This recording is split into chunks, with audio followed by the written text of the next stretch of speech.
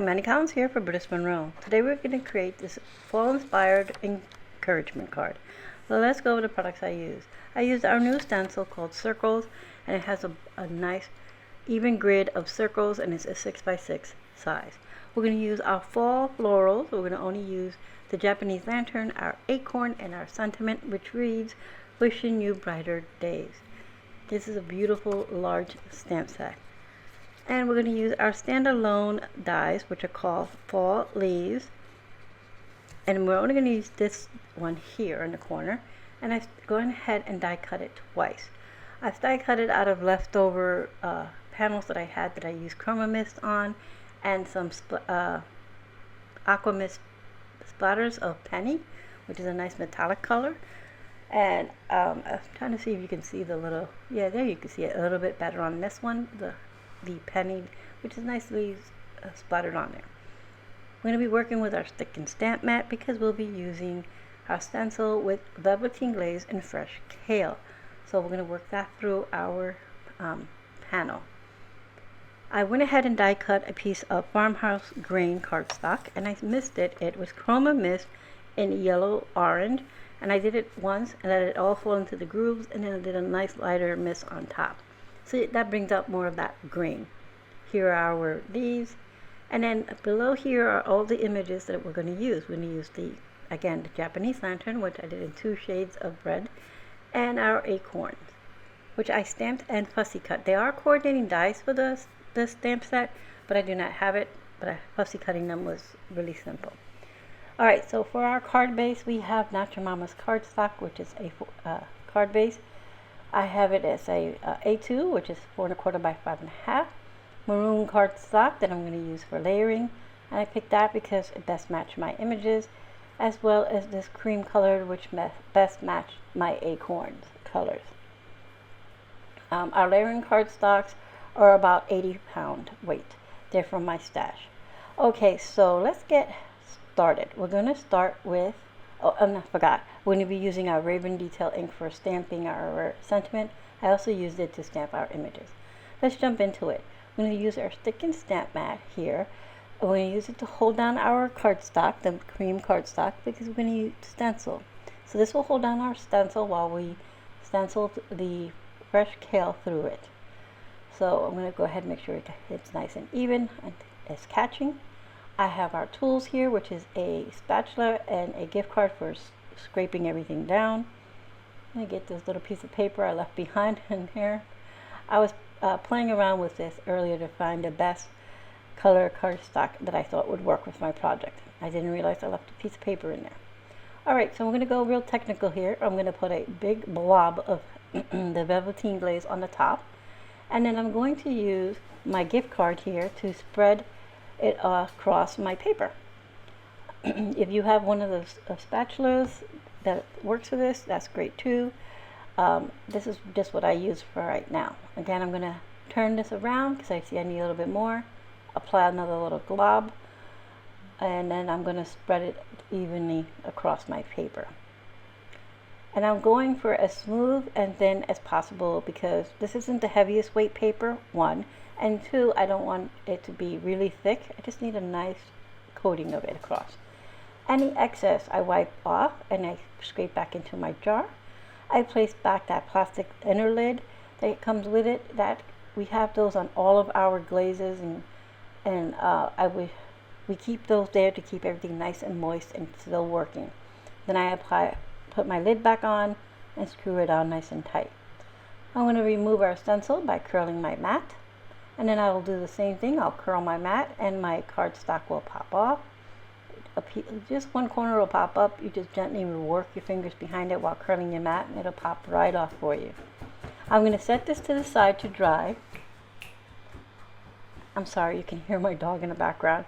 I'm going to set that to the side to dry, and then I'm going to go ahead and stamp our sentiment onto the Farmhouse grain cardstock. Again, this cardstock is textured. It has a nice wood grain on it. So I'm going to be stamping our sentiment with our Raven Detail ink. So I will be stamping it twice.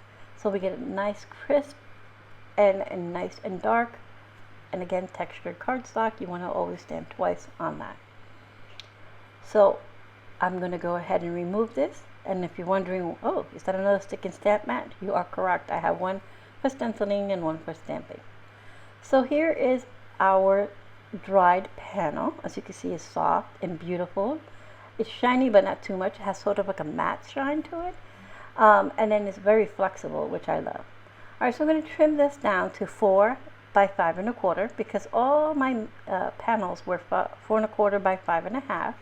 And I want this smaller so I have a nice matte all the way around showing of our maroon cardstock. So I know those little scraps that you see right there, I'm going to save one because I'll be placing it on the inside of my card. I don't show this on screen, but I tend to do that, save them, and put it on the inside for a finishing touch. We're going to bring in a barely art glue to adhere all of our panels together. So I'm going to go ahead and adhere our Veleveten panel to our maroon one, making sure it's nice and centered so we have that nice even matte all the way around. And as you can see, I had a little over smudging right in the center. Don't worry, that will be covered by our sentiment and our focal points of the leaves and other images. We're going to go ahead and adhere this panel to our card base. And I like working with liquid glue because it helps me wiggle things into place. Alright, we're going to give that a nice even pressure. And now we're going to go ahead and adhere our sentiment. As you can see, once we place that, it covers those little smudges. Now, you may have noticed I stamped my sentiment towards the upper right hand corner because we're going to work on the left side here with our leaves. We're going to create an L shape. We're going to go vertical with the lighter one and then horizontal with the darker of the two leaves. If there's any overhang of my leaves, I'll trim those later. And I'm using again the barely art glue to adhere these leaves down. Next we'll be going to go ahead and add our little images, which I've stamped with our Raven Detail ink. I colored those with Copic Markers, and I will have those listed for you below. And then I fussy cut them. Let me repeat. They are coordinating die cut images for the full floral stamp set. I do not have those, but they are available. I don't mind fussy cutting, so that's what I did here.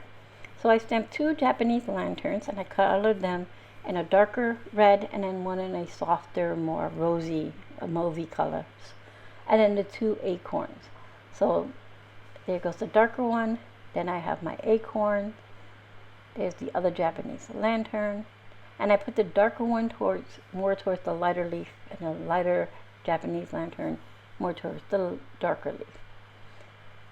And as of right now, you can call this done. You have beautiful the Veleveten glaze coming through the back.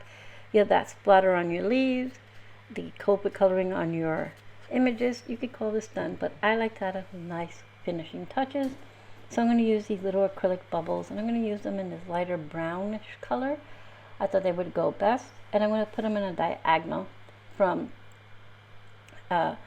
going from left to right or right to left, however you would like it. But I'm putting 1 by the sentiment and 2 by the clusters of our images. Now I would call it done, but you have such beautiful texture here with the Farmhouse green cardstock, the Veleveten stencil background. I mean, it's just fantastic. And all the raised images. Let's go over what we used again. We used our fall leaves dies, our fall florals stamp set, and our circles stencil. We used Veleveten glaze and fresh kale, Chroma mist in yellow orange, and our Raven Detail ink to create this beautiful card. Like always, I'll have everything listed for you with in the description box below with links to our shop. Thank you for being here, and I hope you found some inspiration.